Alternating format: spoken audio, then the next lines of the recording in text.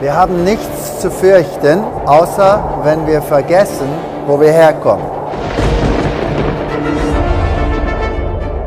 Es ist also wichtig, dass wir alte Wahrheit, die leicht vergessen werden, mal wieder anbieten.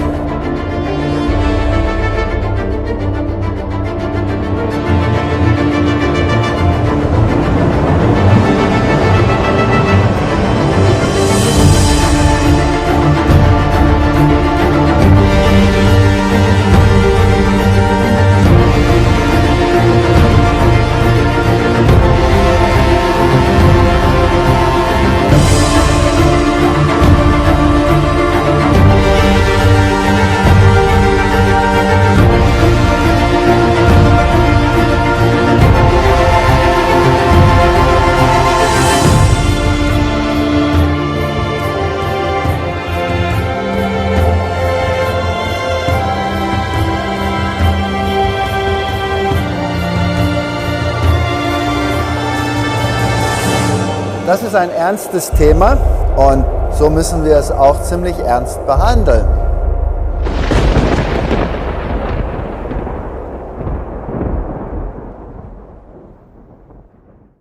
Teil 1 und Teil 2.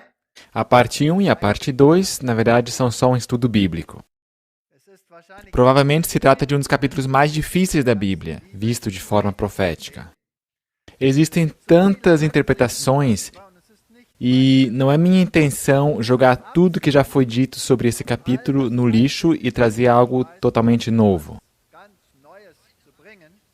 Eu vejo isso que eu vou trazer mais como um suplemento, um complemento. Um complemento àquilo que já existe. Eu creio que esse capítulo é um capítulo muito importante. Porque por este capítulo, por esse tema, Daniel orou e jejuou por 3 semanas. E Satanás deteve o anjo mais poderoso no céu por esse tempo. E só então esse anjo celestial lhe trouxe a interpretação. Esta profecia. Temos que estudar esse capítulo com a ajuda do Espírito Santo. Jeremias 6,16, assim diz o Senhor, ponde-vos nos caminhos, e vede, e perguntai pelas veredas antigas, qual é o bom caminho, e andai por ele. E achareis descanso para as vossas almas. Mas deles dizem, não andaremos nele. Eu não quero que o povo de Deus caia nessa categoria de que diga, nós não queremos andar nesse caminho. E hoje existem tantos ventos de novas teologias em nosso meio. E se tão somente voltássemos a essas veredas antigas, como diz aqui, provavelmente estaríamos em terreno seguro. Então, como eu disse, eu não quero trazer nada de novo, eu só quero trazer um complemento. Nós lemos em Testemunhos Seletos, volume 3, Satanás é diligente estudante da Bíblia. E nós também temos que ser diligentes estudantes da Bíblia. Sabe que seu tempo é curto e procura em todos os pontos opor-se à obra do Senhor na terra. É impossível dar qualquer ideia da experiência do povo de Deus que estará vivo sobre a terra quando a glória celestial e a repetição das perseguições do passado se juntarem. Está vindo alguma coisa grande sobre essa terra. Eles andarão na luz que procede do trono de Deus. Por meio dos anjos haverá constante comunicação entre o céu e a terra. E Satanás, rodeado de anjos maus e declarando-se Deus, operará milagres de todas as espécies para enganar, se possível, os próprios eleitos. O povo de Deus não encontrará sua segurança na operação de milagres, pois Satanás imitará os milagres que forem operados. O provado e experimentado povo de Deus encontrará seu poder no sinal que fala Êxodo 31, 12 a 18. E nesse texto aqui fala sobre os mandamentos de Deus e obediência para com Ele. Onde postar-se ao lado da palavra viva está escrito. Esta é a única base sobre que poderão estar seguros. Os que quebraram seu concerto com Deus estarão naquele dia sem Deus e sem esperança. Aqui se anuncia uma mega batalha entre dois grupos. E um dos grupos pensa que está abaixo a influência do Espírito Santo, mas na verdade está abaixo outro espírito.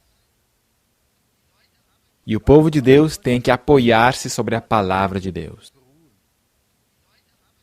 Agora, Daniel 11 é um capítulo muito complicado. E nesta palestra vamos concentrar-nos nesse capítulo, vamos tentar ver que joias de pensamento, que lições podemos tirar desse capítulo. Eu, pois, no primeiro ano de Dario, o Medo, levantei-me para animá-lo e fortalecê-lo. E agora te declararei a verdade. Eis que ainda 3 reis estarão na Pérsia, e o quarto acumulará grandes riquezas, mais do que todos. E tornando-se forte por suas riquezas, suscitará a todos contra o reino da Grécia. Então aqui o anjo está falando a Daniel e lhe explicando o que vai acontecer no futuro.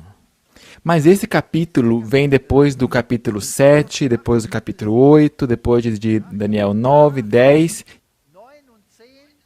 E é um contínuo, é uma ampliação do que já foi dito. E, na verdade, é o clímax, o acontecimento final da história da Terra. E com isso nós temos que ocupar-nos. Porque se nós cremos que estamos vivendo nos últimos capítulos da história da Terra, isso é de suma importância para nós. Está evidente que esses primeiros versos devem ser lidos de uma forma puramente histórica. Ou seja, Ciro e Dario eram corregentes nesta época, deixando-se Smerdes, depois de Cambises, que não era um sucessor legítimo, de lado. Então temos 3 reis depois de Ciro. Seu filho Cambises, Dario I, que não deve ser confundido com o outro Dario, o Medo, e Xerxes, que também é chamado de Assuero, de Esther. Interessante tipologia aqui. Ele é um tipo de Cristo, pois ele destruiu a Babilônia literal. E depois de Artaxerxes segue o poderoso rei do versículo 3. E esse é, evidentemente, Alexandre o Grande. Então eu penso que esses primeiros versículos não deveriam impor nenhum problema. Então esses 3 reis do qual fala o versículo 2 são Cambises, filho de Ciro, Dario I e Xerxes, ou também chamado de Assuero, no livro de Esther. É uma tipologia fascinante. Então vem Daniel capítulo 11, versículos 3 e 4. Se levantará um rei valente, outras traduções dizem um rei poderoso, e reinará com grande domínio, e fará o que lhe aprouver. Mas estando ele de pé, o seu reino será quebrado e será repartido para os 4 ventos do céu. Evidentemente, está claro aqui que se refere à Grécia, que foi dividida em 4. Até aqui, capítulo 11, bem indisputável, bem óbvio. Então, seu reino seria dividido. E as 4 partes que então surgiram estão visíveis aqui nesse mapa. Então temos o reino de Cassandro, Lisímaco, Seleuco e Ptolomeu. E os reinos do norte e os reinos do sul estão aqui marcados em amarelo e verde. E eles estavam situados ao norte do povo de Israel e a seu sul. E esses são então trazidos a uma história tipológica um contra o outro. E a influência exercida sobre o povo de Israel tem que ser então colocada no âmbito espiritual. e temos que desmembrar os elementos do norte e do sul cuidadosamente. Existem tantos hoje em dia que querem ver essas relações de uma forma literal e querem atribuir ao rei do norte e ao rei do sul certas ideologias ou certos países. E alguns creem que o sul se refere ao islamismo e o norte se refere ao cristianismo e o constante lutar entre esses dois. Mas na verdade não se refere a isso. Aqui temos relações muito mais profundas, as quais temos que buscar. Então esses dois são conhecidos como o rei do norte e o rei do sul. Então primeiro eu quero agora discutir um pouco a interpretação tradicional de Daniel 11. E como eu já disse, eu não quero remover esta discussão tradicional. Eu quero muito mais complementá-la. Na verdade, ela pode persistir na sua inteireza, mesmo com esta nova ou com essa interpretação adicional. Os primeiros versos nós já vimos que se aplicam de uma forma literal, e a interpretação tradicional dos versículos 5 até o 39, ou seja, esta luta constante entre o reino do norte e o reino do sul, é interpretado como a luta literal entre os dominadores do norte e do sul. Então, aqui no versículo 5 e 6 temos um tratado que é selado com um casamento entre Ptolomeu, Filadelfos do Egito, e Antíoco Teos da Síria, que se casa com a filha de Ptolomeu, Berenice, e esse casamento deu errado. É assim que a interpretação tradicional vê isso. É possível que seja assim, eu não quero negá-lo. A gente não sabe sempre exatamente quem e aonde que se encaixa, mas essas são as visões comuns.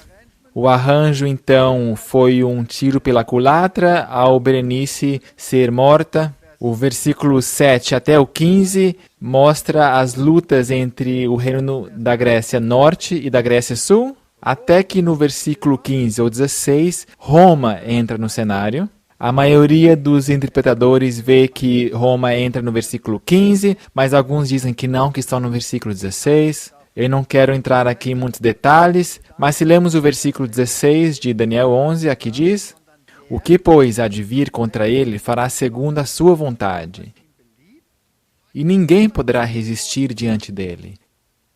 E estará na terra gloriosa, e por sua mão haverá destruição. E é óbvio, quem que entrou e invadiu a Israel, literal, típico? Foi Roma. Roma se encaixa perfeitamente aqui nesse versículo. E esta entidade da qual fala o versículo 16 é Roma pagã.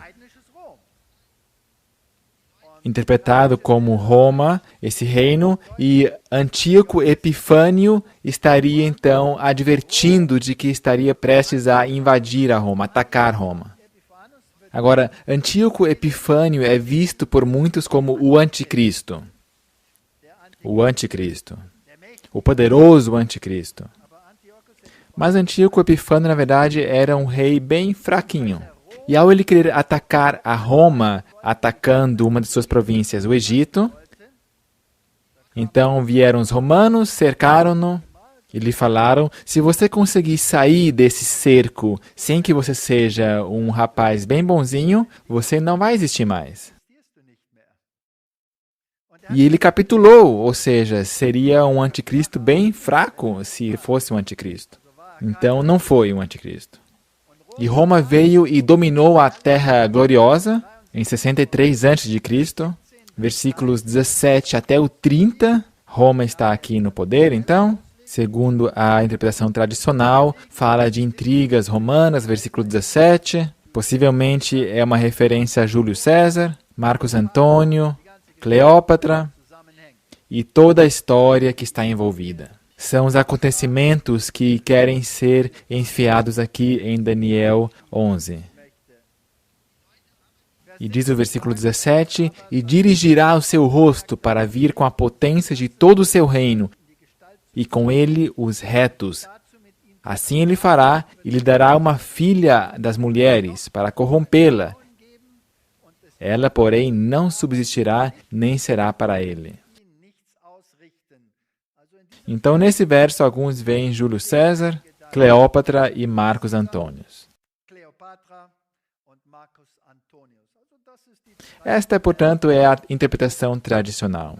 Então, vamos do versículo 18 ao 22. Aqui se refere a Augusto, que na época de Jesus coletava impostos, um coletor de impostos, versículo 20, e Tibério, um desprezado, perante o qual o príncipe da aliança também será quebrado, versículo 22.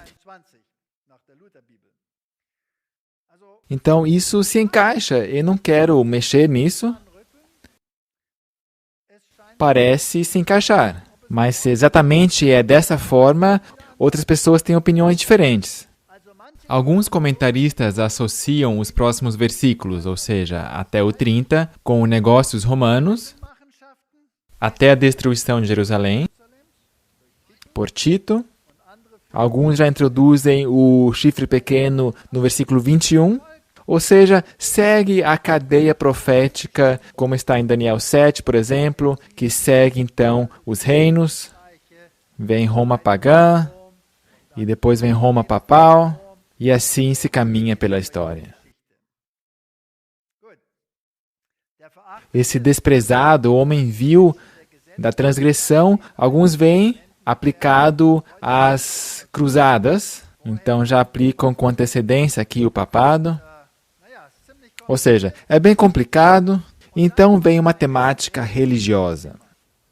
E no versículo 31 a encontramos. E os braços serão colocados sobre ele, que profanarão o santuário e a fortaleza, e tirarão o sacrifício contínuo, estabelecendo a abominação desoladora. Está óbvio que aqui se refere à adoração, a temas religiosos. Então, versículo 31 está claro que aqui se refere a Roma papal. O santuário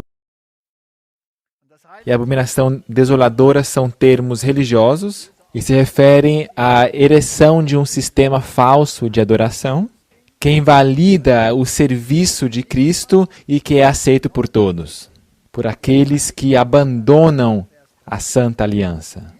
Versículo 30. Isso está em contraste com a adoração verdadeira, um falso sistema religioso que é erigido. Nós ainda estamos na interpretação tradicional. Então, muitos veem no versículo 32 e 33 o tempo do domínio papal, ou seja, os 1260 anos.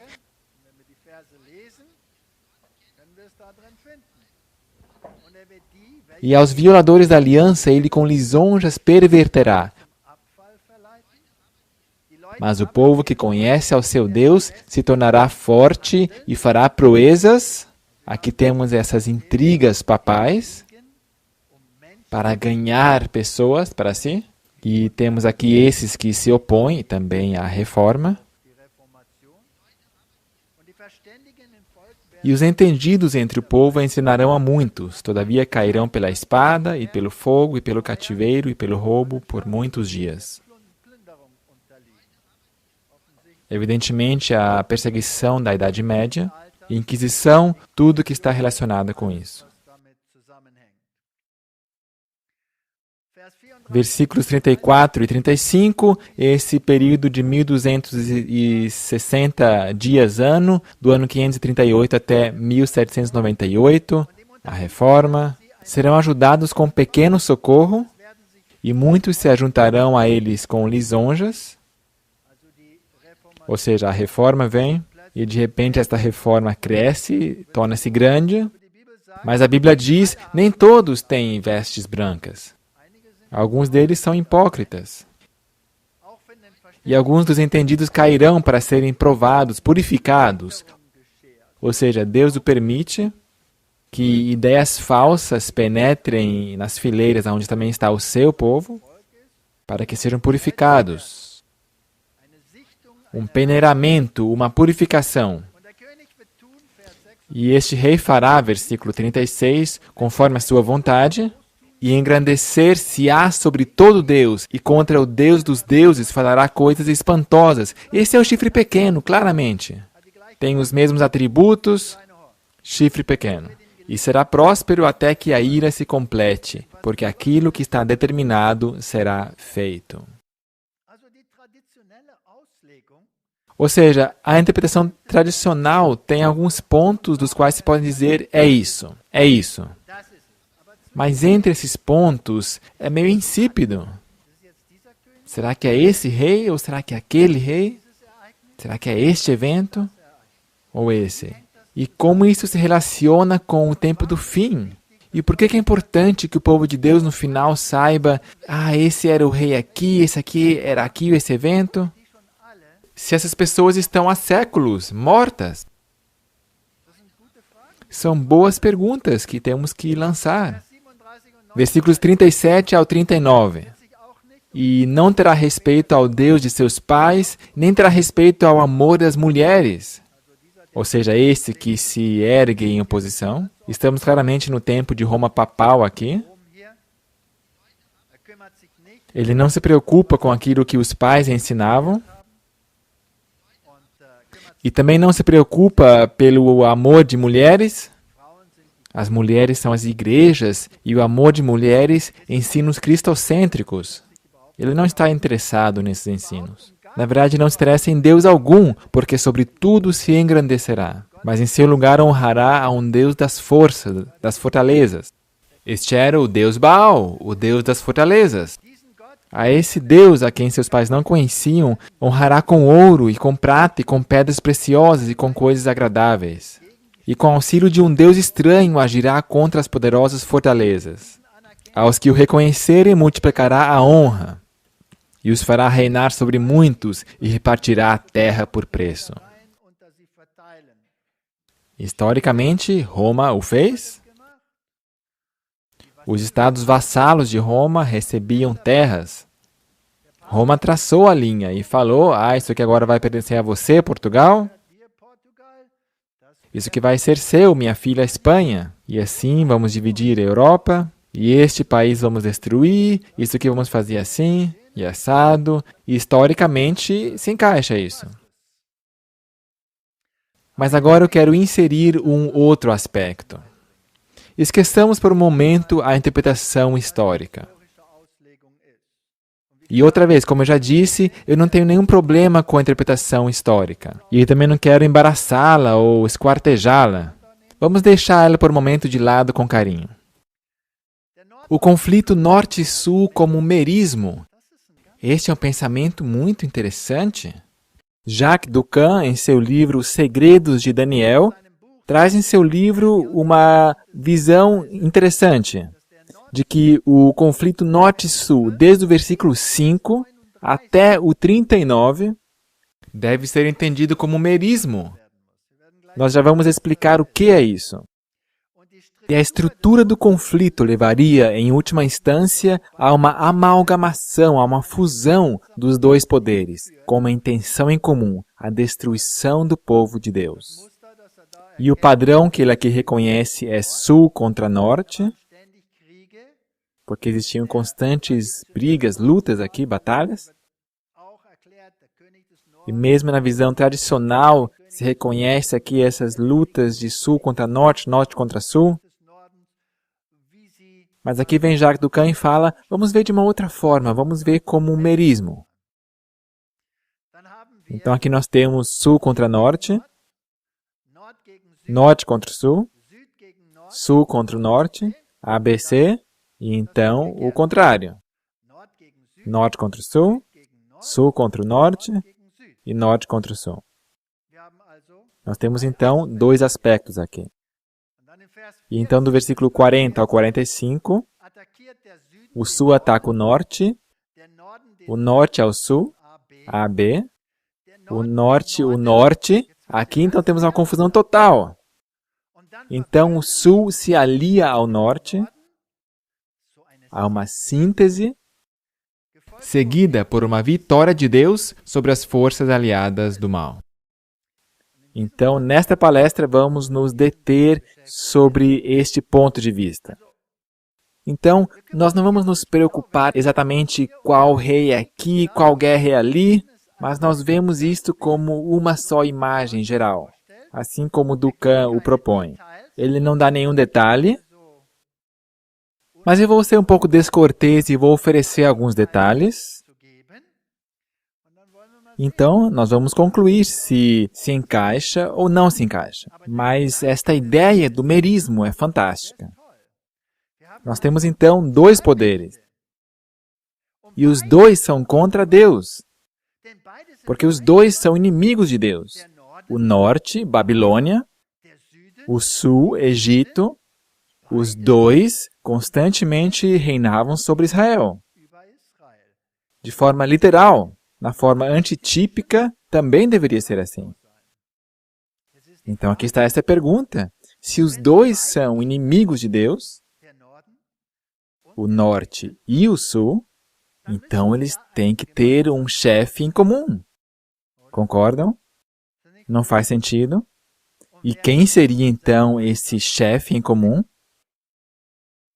Teria que ser Satanás. E por que que eles lutam um contra o outro? Por que o norte contra o sul e o sul contra o norte? E por que eles se fundem no final e fazem um poder unificado? Muito bem. Os três temas do capítulo 3 são, portanto, conflito entre norte e sul, seguidos por aliança entre norte e sul, e, em terceiro lugar, conflito com o povo de Deus. Do versículo 5 ao 39, nós temos aqui uma briga hegeliana. Hegel propôs que nós levantamos a dois opostos, a duas ideologias opostas, uma ao lado da outra. Então, nós juntamos esses dois rebanhos a um grupo só. Através dos constantes conflitos entre os dois grupos, esfregamos um contra o outro, até que se tornem um. Genial esse pensamento. Uma briga hegeliana entre dois sistemas filosóficos, que tem uma meta em comum, a erradicação do povo de Deus e da verdadeira adoração.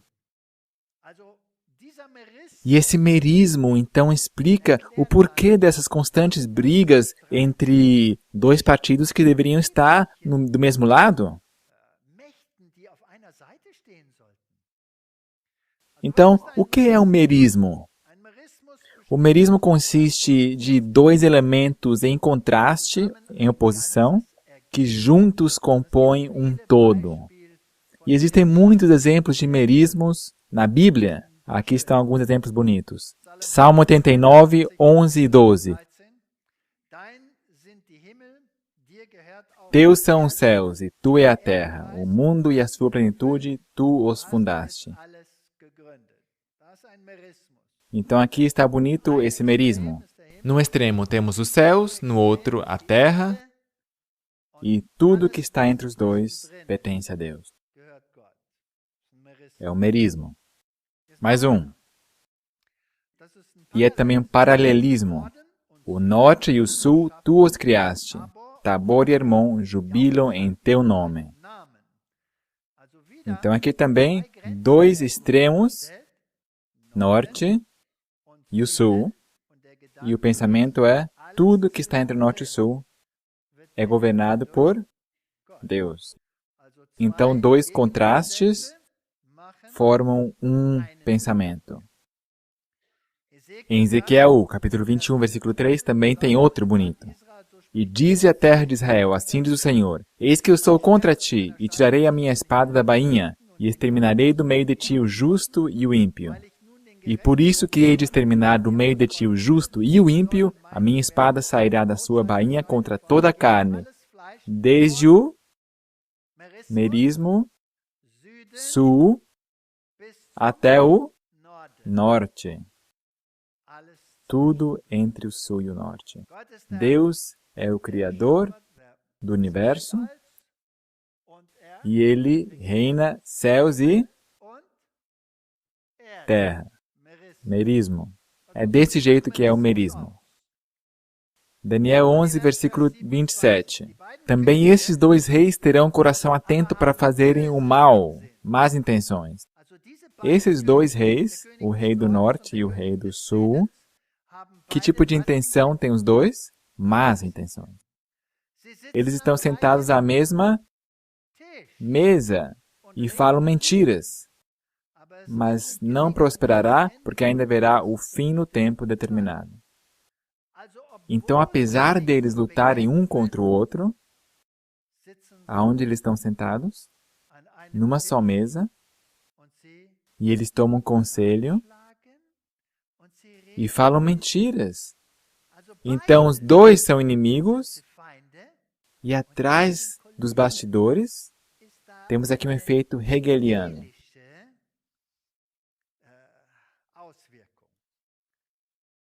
Versículos 32 e 33. E aos violadores da aliança, agora é o rei do norte, ele com lisonjas perverterá. Mas o povo que conhece ao seu Deus se tornará forte e fará proezas. Aqui temos então um poder, e é um poder que professa ser religioso, porque se refere a Deus e vai contra a aliança, e ele, por lisonjas, leva o mundo a estar do seu lado. Este rei do norte.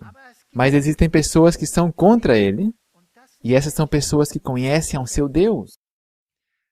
Então, definitivamente, no final, temos a luta entre o povo de Deus e a força combinada norte e sul. E agora só temos que identificar o que é esse poder do norte e o que é o poder, ou quem é o poder, do sul. E os entendidos entre o povo ensinarão a muitos, todavia cairão pela espada, e pelo fogo, e pelo cativeiro, e pelo roubo, por muitos dias. Aqui temos então uma luta entre bem e mal, e para o povo de Deus não será fácil. Aqui vem um mega conflito. E, queridos irmãos e irmãs, eu estou convencido de que nós estamos no meio desse conflito. Versículos 36 até 39. E este rei, esse é o rei do norte, fará conforme a sua vontade, e levantar-se-á e engrandecer-se-á sobre todo Deus. O que vocês estão escutando? O que vocês estão escutando? Quando vocês pensam no chifre pequeno de Daniel 7, nós temos as mesmas características, sim ou não? São as mesmas características. Então ele vai se levantar e se engrandecer contra todo Deus. E como Daniel 11 constrói em cima de Daniel 7, e Daniel 8, e Daniel 9, e Daniel 10, então estamos aqui lidando com o papado. E contra o Deus dos deuses falará coisas espantosas. Isso lemos em Daniel 7, isso lemos em Apocalipse 13. Sobre seus chifres ele tem blasfêmias. E será próspero, até que a ira se complete. Porque aquilo que está determinado será feito. Então esse poder conseguirá muitas coisas. E não terá respeito ao Deus dos seus pais, isso nós já lemos, nem terá respeito ao amor das mulheres, ele não se incomoda. Que as igrejas percam a Cristo se elas fazem uma aliança com esse rei. Nem a Deus algum, porque sobre tudo se engrandecerá. Mas em seu lugar honrará a um Deus das forças. Uma pergunta primeiro. Se ele se engrandecerá contra todos os deuses, será que ele se engrandece também sobre todas as outras religiões? Sim ou não? Sim, não é? Ok. Então, ele não só se engrandece contra todas as religiões, mas também contra todos aqueles que têm sede por Cristo. Esses também levam uma. Então se trata de uma mega religião, uma religião unificada sob o seu guarda-chuva, da qual está falando aqui. E esta religião unificada é contra Deus. Aqui temos uma luta. E ele honra ao Deus das fortalezas. Pensamento babilônico. Pensamento babilônico. E ele honra-o com ouro e com prata, e com pedras e com pompa. Nós só temos que subir aqui para ver isto. E irá contra as fortalezas, com um Deus estranho. E aos que o reconhecerem multiplicará a honra. E os fará reinar sobre muitos, e repartirá a terra por preço. Isto é o papado. Então, tanto o rei do norte como o rei do sul, os dois são inimigos de Deus. Isso está bem nitidamente aqui. Por isso também os dois são guiados pelo próprio diabo. O diabo os tem sob controle. Agora, por que nós temos essas duas ideologias? Do que está falando aqui? Com uma dialética hegeliana, ele traz à tona uma cosmovisão, uma visão de mundo comum que serve ao propósito de sua astúcia. Então nós somos compelidos como um rebanho de ovelhas em uma certa direção por essas duas ideologias. E tipologicamente o rei do norte tem que representar as alianças político-religiosas, porque também se refere a um rei de Babilônia que era um rei sacerdote e que queria obrigar, forçar uma adoração.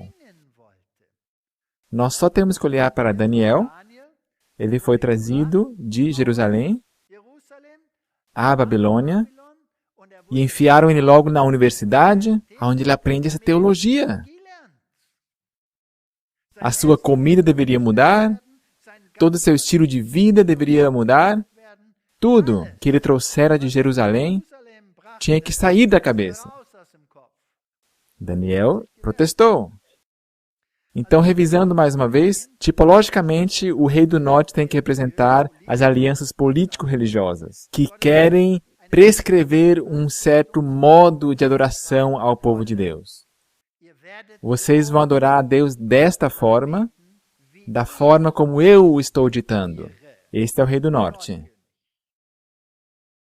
Assim como a Babilônia introduziu ao povo hebreu o culto babilônico.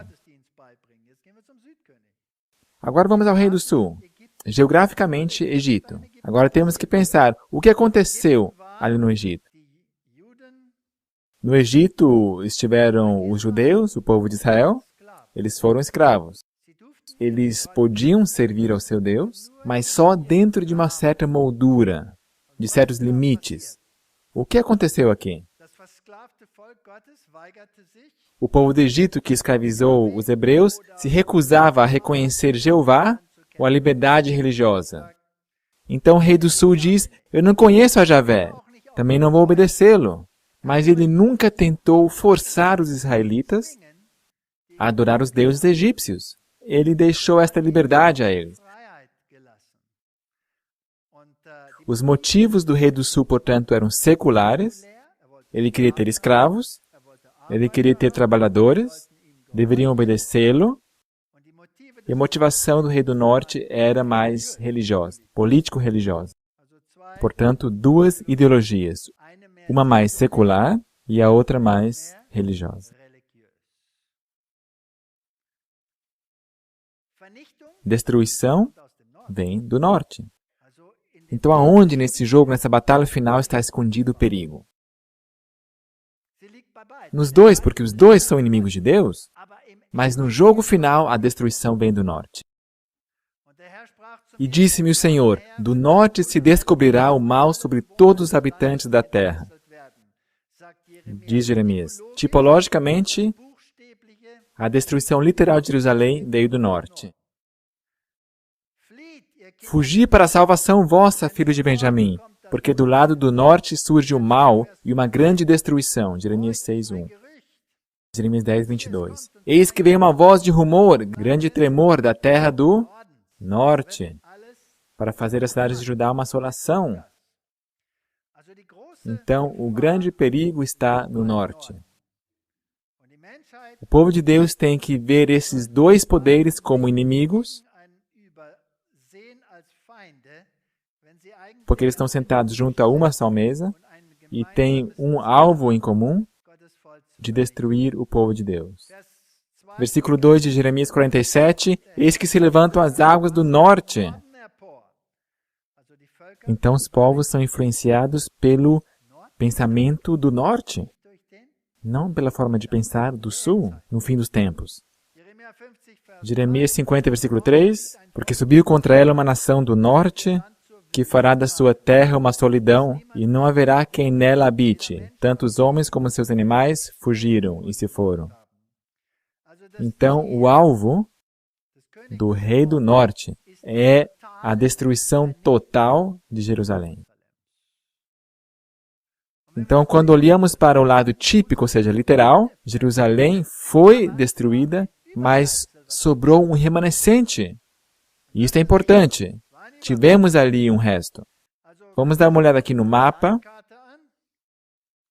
O rei do sul estava aqui no sul, nesta região. E o rei do norte estava nesta área, e Israel estava entre os dois. E quando o rei do norte exercia guerra contra o rei do sul, então ele sempre vinha do norte, ele sempre tinha que atravessar essa zona fértil aqui. Ele vinha do norte sobre Israel e o rei do sul vinha do sul. Então, o conflito vinha sempre do norte, literalmente, ou do sul.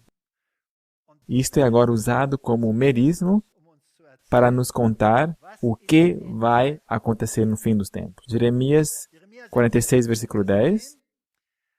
Porque esse dia é o dia do Senhor Deus dos exércitos. Dia de vingança, para ele se vingar dos seus adversários, e a espada devorará, e fartar-se-á, e embriagar-se-á com o sangue deles. Porque o Senhor Deus dos exércitos tem um sacrifício na terra do norte, junto ao rio Eufrates. Então, definitivamente, esse rei do norte, que na verdade está unido com o rei do sul, será destruído por quem? Por Deus mesmo. Pelo próprio Deus. O próprio Deus vem e destrói esse poder. Então, é Satanás quem quer ocupar o norte. Satanás se retrata nos bastidores desse rei que quer ser adorado.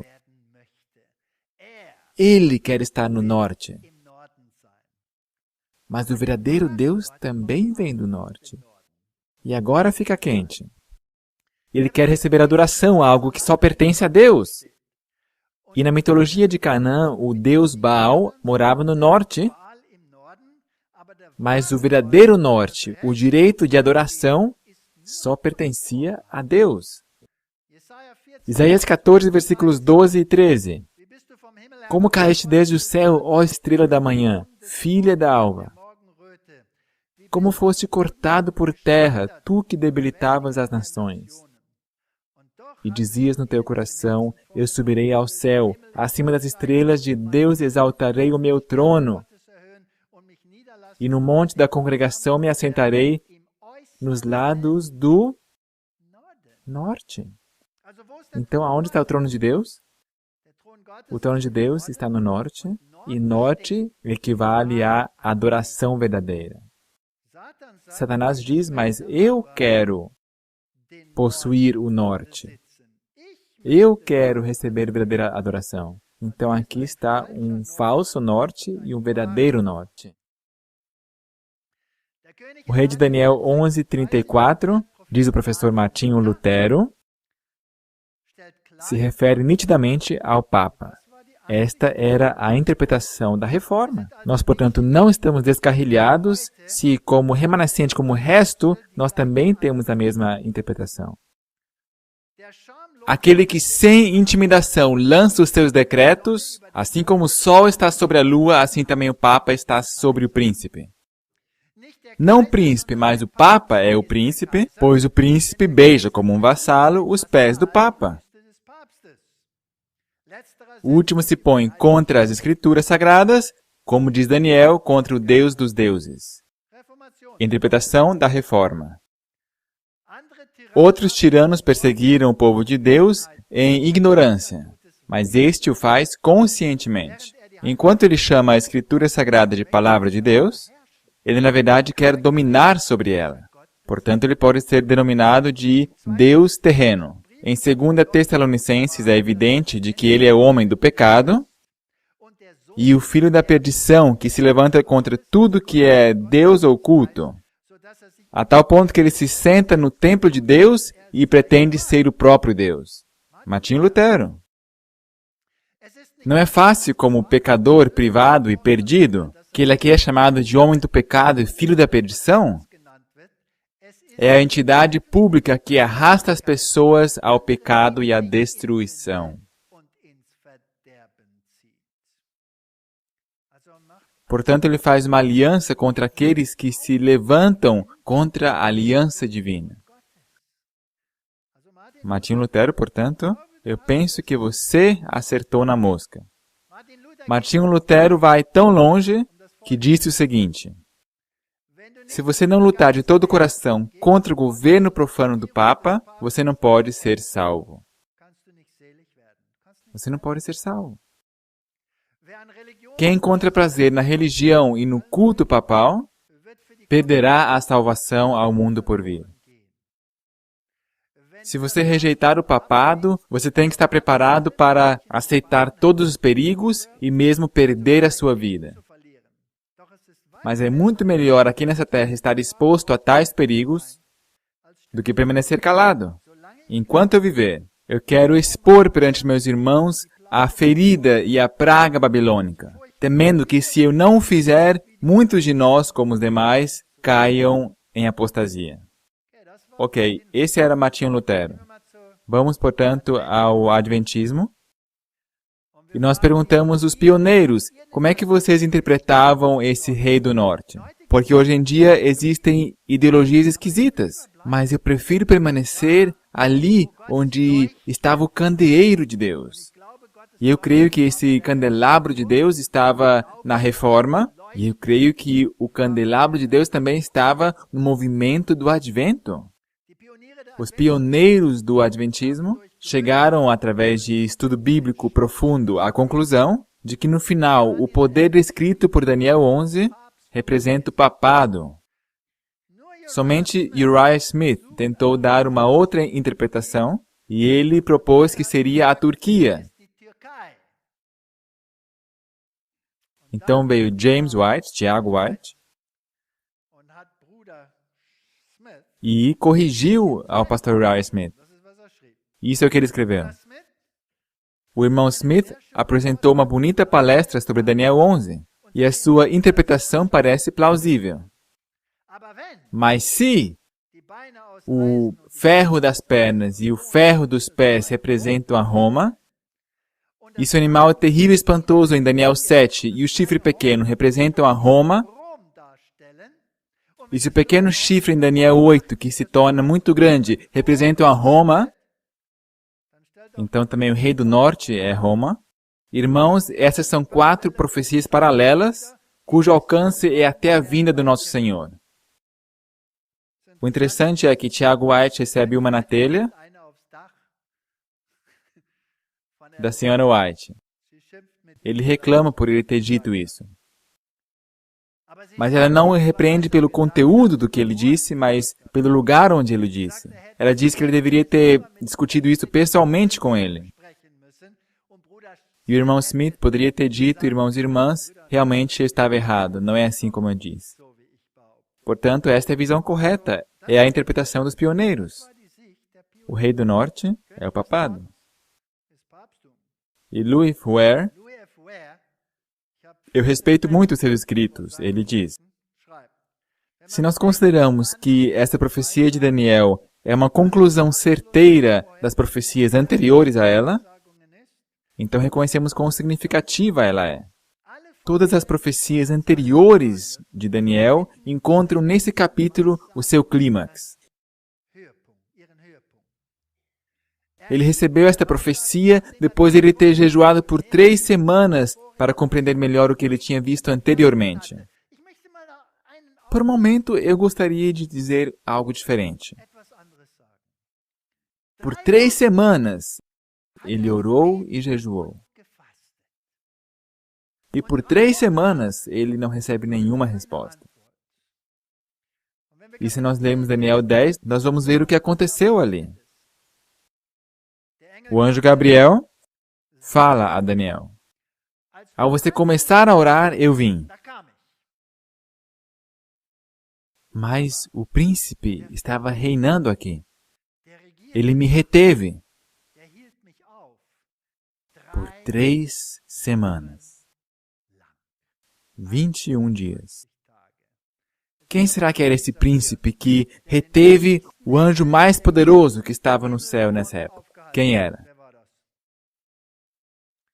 Só pode ser Lúcifer. Até que veio Miguel, um dos príncipes do teu povo. E ele veio ajudar-me. Agora eu posso te dizer o que vai acontecer nesse último capítulo, capítulo 11. É um ponto interessante. Quem, portanto, é mais poderoso? O anjo mais poderoso no céu, Gabriel, ou o anjo caído na terra, Lúcifer? Quem que é mais poderoso?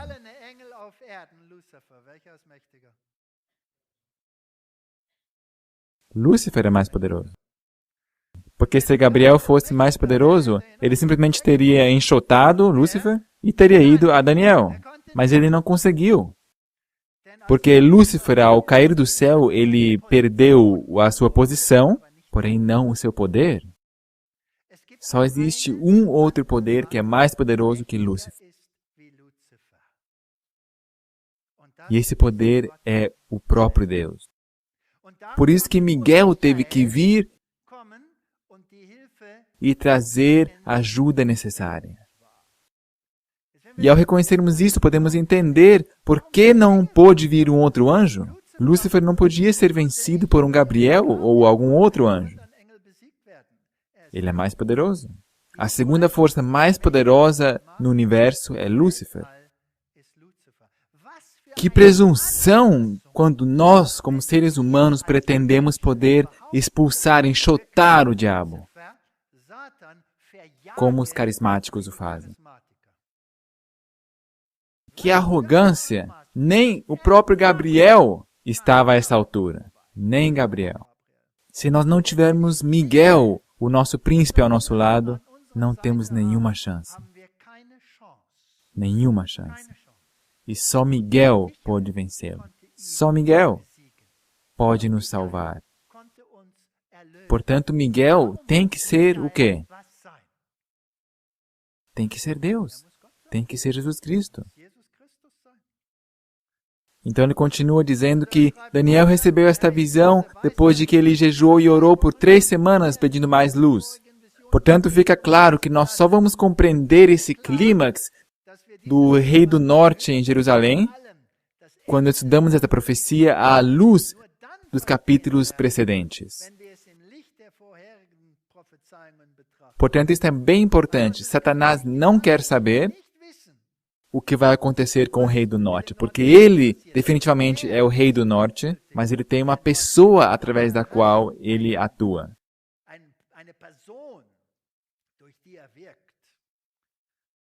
Então, Luiver continua, tanto João como Daniel descrevem os perigos, as lutas e a libertação final do povo de Deus. João o faz em conexão com a descrição das forças satânicas da Babilônia espiritual.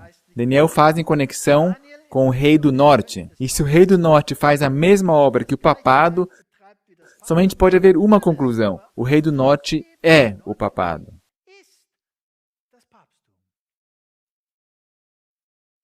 Muito bem.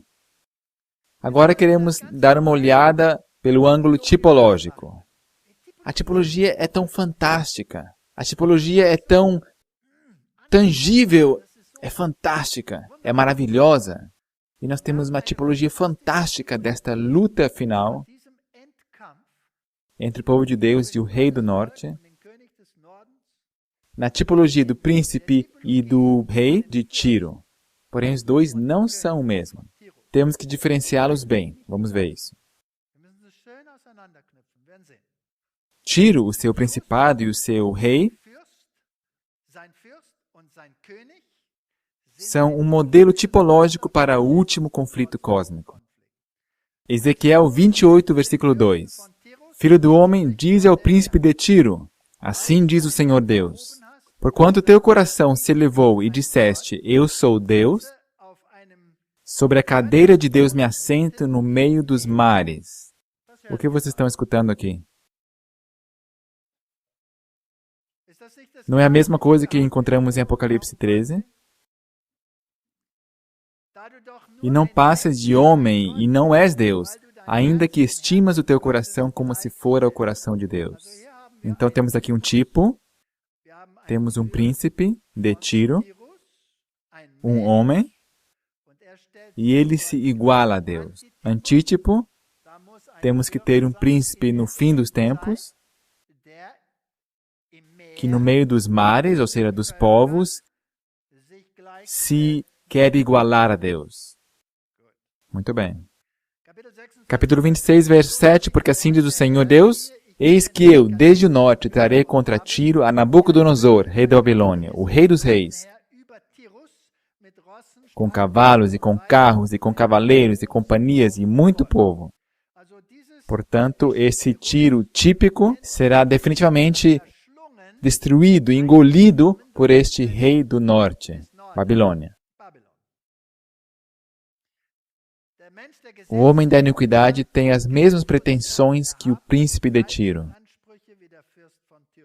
Ele se assenta como governante no templo, assim como o Antítipo na igreja, e pretende ter a posição de Deus. Em seu papel político-religioso como mártir, Apocalipse 13, ele recebe o assento, o trono, a autoridade diretamente do dragão.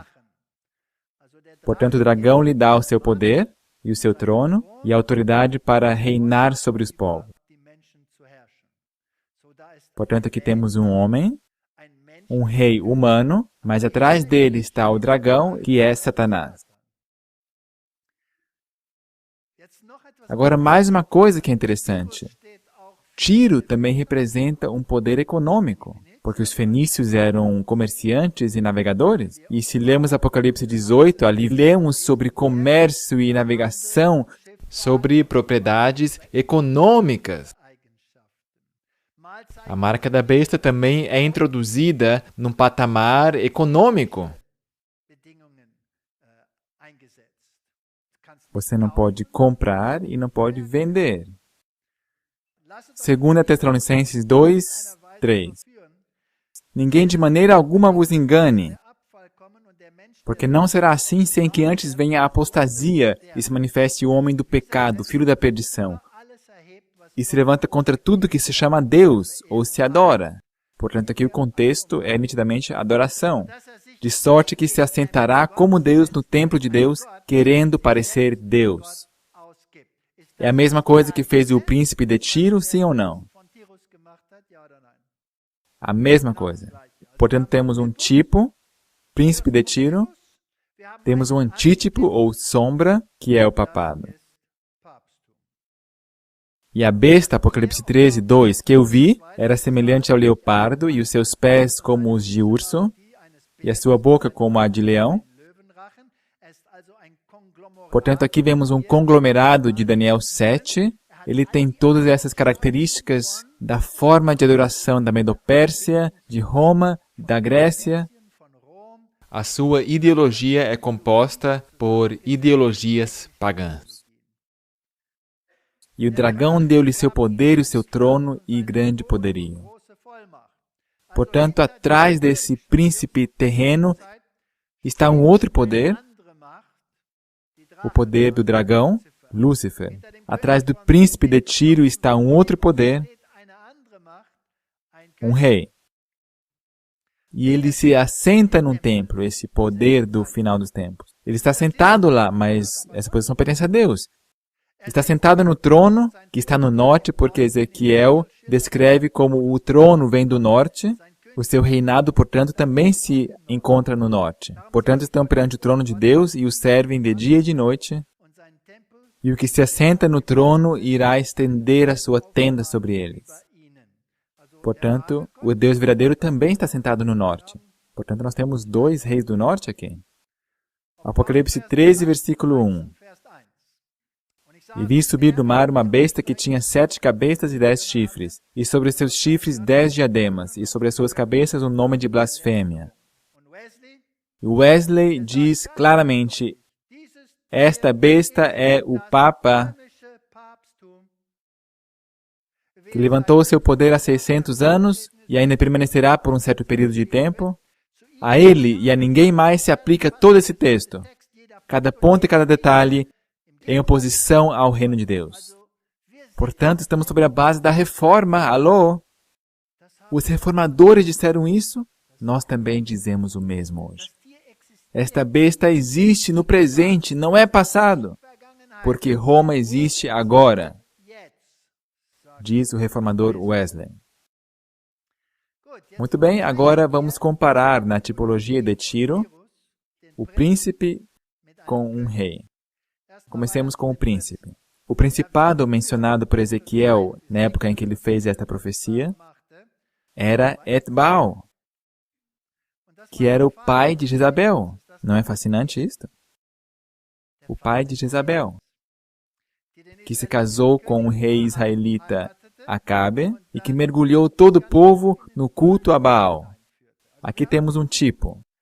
Aqui está um rei terreno, temporal, e este conseguiu, através de Acabe, mergulhar todo o povo no culto pagão. E a palavra principado é Nagit, comandante, na frente, civil, militar ou religiosa. 1 Reis 16, 31. Como se fora pouco andar nos pecados de Jeroboão, filho de Nebate, ainda tomou por mulher a Jezabel, filha de Etbaal, rei dos Sidônios, eram os fenícios, Tiro.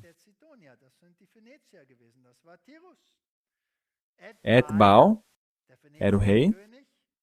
Até no seu nome está Baal aqui. Agora vamos ao rei.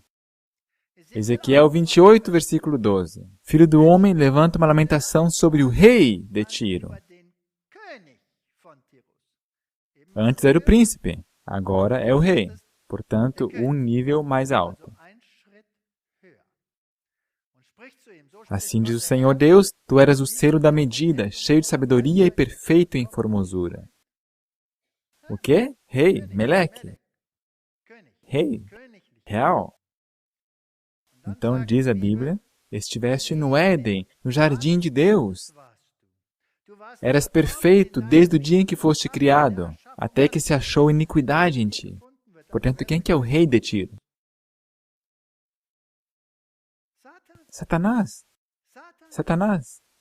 Portanto, nós temos um principado, ou príncipe terreno, Etbaal, e este seduz o povo de Deus. E nós temos um outro rei, mas este estava no Éden, portanto não pode ser um rei terrenal.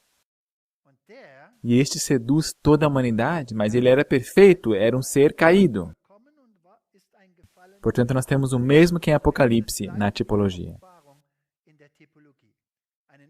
Um príncipe terrenal e um superior a ele, espiritual, que requer adoração atrás dos bastidores. Apocalipse 13, nós aqui temos um terrenal e o dragão lhe dá o seu poder, o seu assento, e este é o espiritual por trás dos bastidores. E o terrenal é o canal pelo qual o espiritual consegue a adoração de si.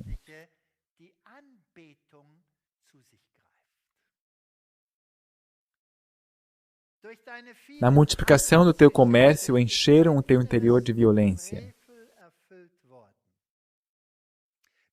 Nas tuas muitas transgressões, pela injustiça do teu comércio, profanaste os teus santuários. Aqui se refere à religião. Aqui se refere à adoração. Aqui se refere a Satanás, que se quer apossar da honra que só a Deus pertence. Portanto, o regente terrenal de Tiro serve de tipo, de modelo para o governante terrenal do fim dos tempos. Estão de acordo comigo? Eu penso que não se consegue interpretar de forma diferente. Satanás é o verdadeiro antítipo por trás dos bastidores, que lhe dá todo o poder. Essas lutas e guerras entre o rei do norte e o rei do sul devem suscitar uma certa forma de pensamento nas pessoas.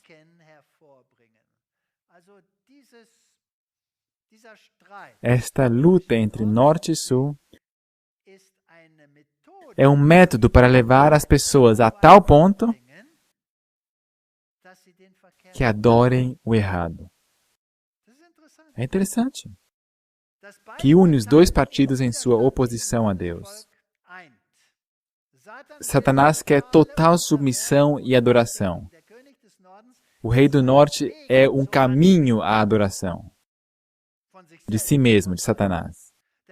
O rei do sul, um caminho à incredulidade e rebelião contra Deus.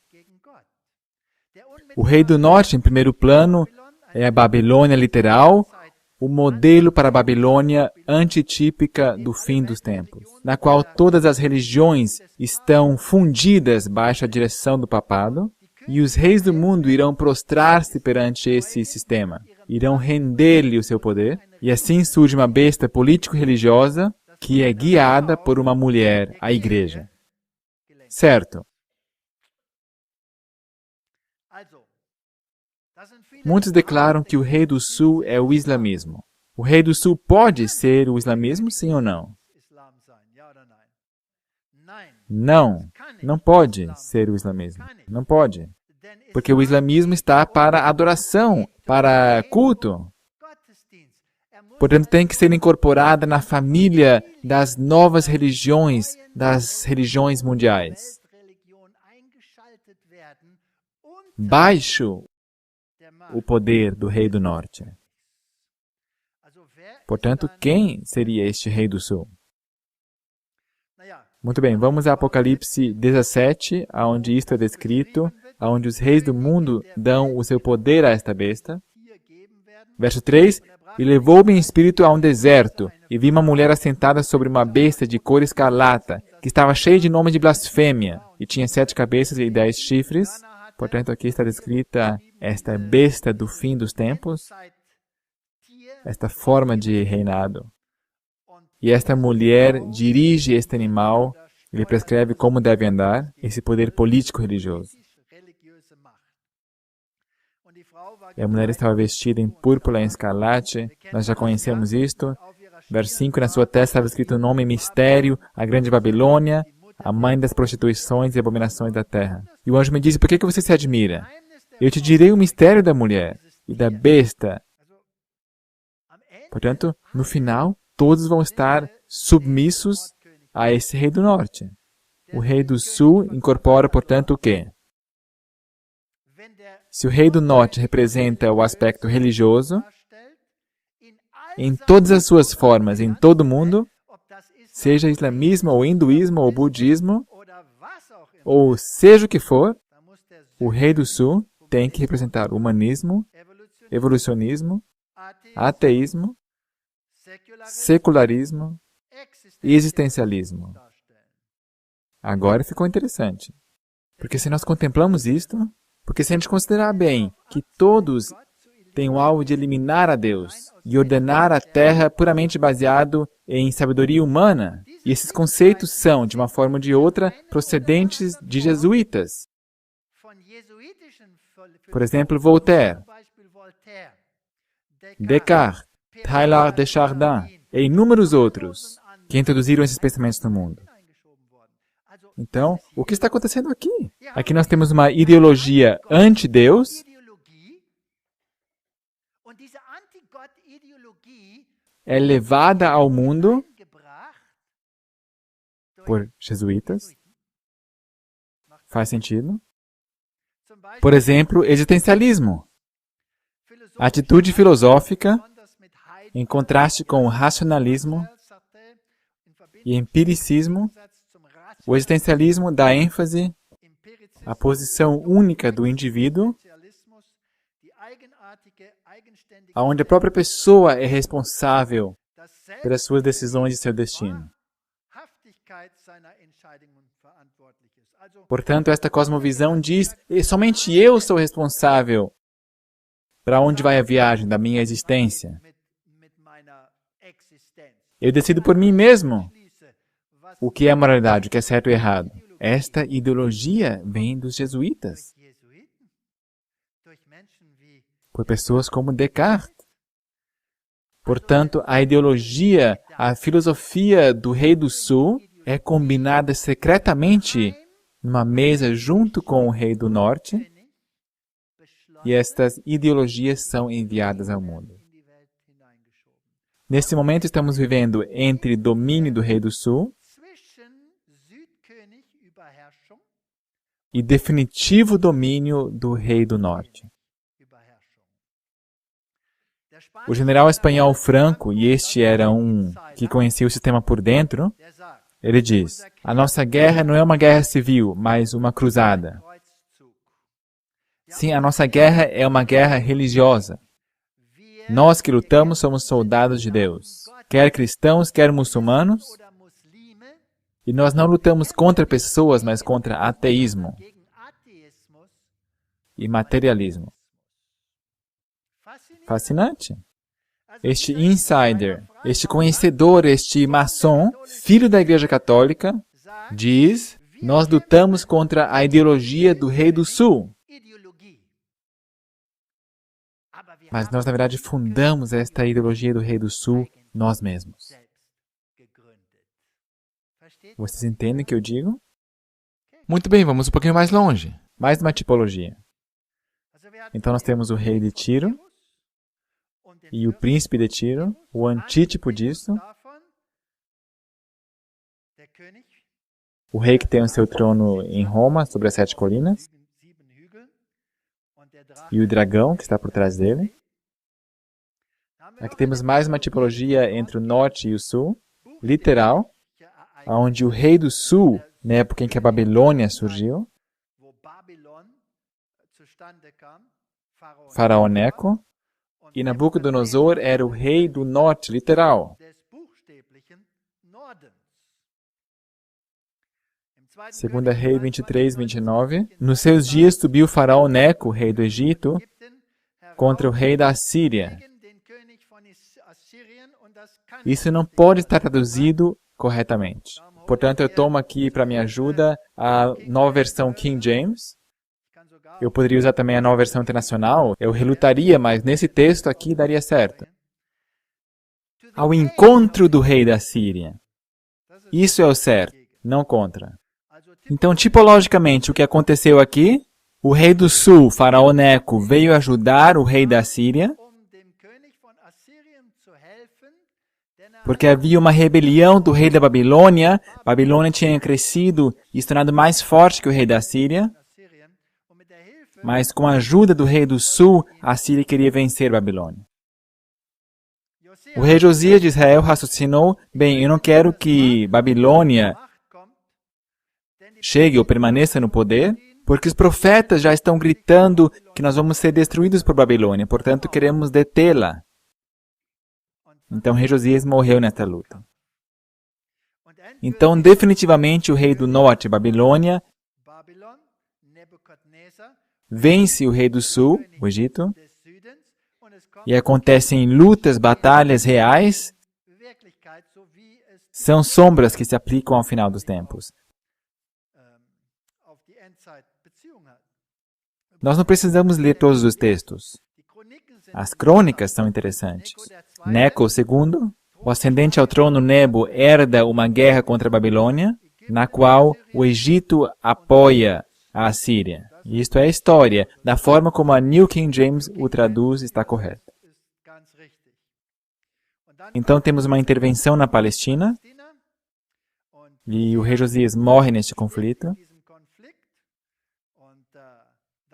Então essas crônicas dizem que Nabopolassar enviou seu filho, Nabucodonosor, o qual destrói o exército de Faraó Neco. em Carquemis. No ano 605 a.C., Nabucodonosor bate a Faraó em Carquemis. Isso vem dos tabletes. Um ataque babilônico ao Egito, uma revanche. Então aqui temos um conflito literal entre norte e sul. Então finalmente a morte de Faraó Neco, seu sucessor é o seu filho, Psamético, e não há mais lutas. Então, o vencedor final foi quem? O rei do norte. Portanto, de forma antitípica, também o vencedor tem que ser o rei do norte. Estamos quase terminando esta primeira parte. A segunda parte vai ser muito interessante, porque na próxima palestra vamos enxergar algumas coisas novas que provavelmente nós não vimos dessa forma antes. Vamos dar um pulo rapidinho ao país onde esse conflito realmente aconteceu, Síria. Aliás, a Síria está muito nos noticiários hoje, e esse homem supostamente é um homem mau. Pelo menos a mídia diz assim, não é verdade? Esse homem tem que desaparecer. Tem que desaparecer. Esse homem ainda quer governar de uma forma autônoma, mas nós temos um outro poder que diz, ei, você só pode governar se você faz aquilo que eu te prescrevo. Isso só como um parênteses. É que sempre nos é dito quão poderosos são esses países e que problemas eles podem ocasionar e que terrorismo vem daí e que nós temos que ter medo desses países sobre o que eles podem nos fazer. Alô? Eu não tenho medo de um jumento. Eu estive nesses países. Eu viajei de norte a sul nesses países. Eu estive em Bab El. É interessante, Bab El, invertido, El Bab. Apareceu muito nos noticiários. O portal de Deus. É fascinante. Eu nunca vi um caos desse. Então esse é o país e os homens dos quais temos que ter tanto medo. Cuidado quando esta maquinaria moderna, uma vez for aplicada contra nós. Eu já estou com muito medo. Aliás, desse você tem que ter muito medo. Esse é muito perigoso. Esses aqui todos também. Sabem, toda a humanidade está sofrendo porque um quer impor a sua ideologia, que definitivamente entra em conflito com a ideologia divina. Essas pobres pessoas aqui vão agora ser sacrificadas da esquerda para a direita, por todo lado, para que ele possa justificar a sua ideologia.